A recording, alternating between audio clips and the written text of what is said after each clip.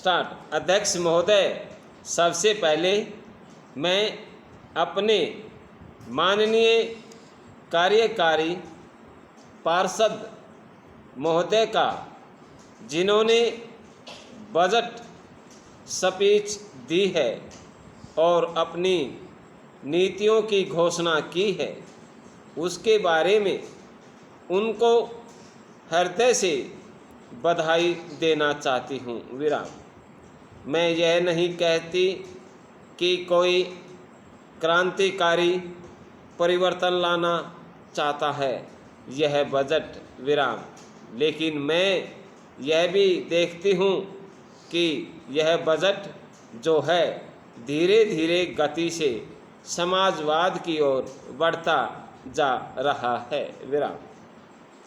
अपनी नीति से यह भूतकाल और वर्तमान दोनों को एक कड़ी में मिलाकर हमें उज्जवल भविष्य की ओर ले जाता है। विराम।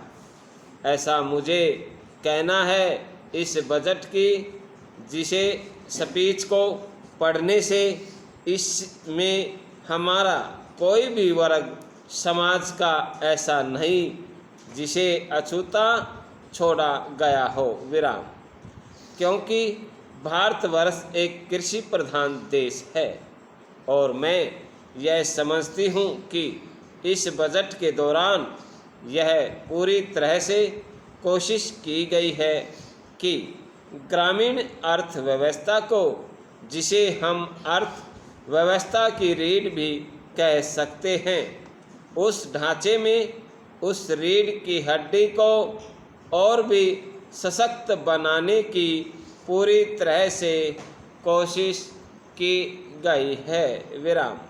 हमारे ग्रामीण भाइयों के लिए जो कोशिश की गई है इस बजट के अंतर्गत, उनको सिंचाई के लिए कुएं, गांव में उनके लिए पक्की सड़कें, जिससे उनके खेत और घर दिल्ली के साथ जोड़ने की कोशिश की गई है। विराम।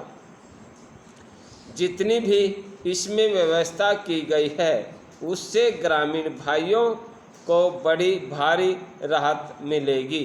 विराम।